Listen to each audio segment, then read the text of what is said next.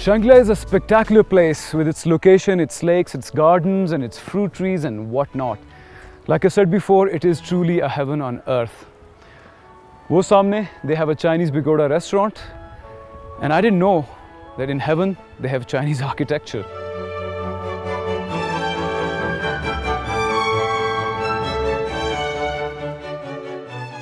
Do not break flowers.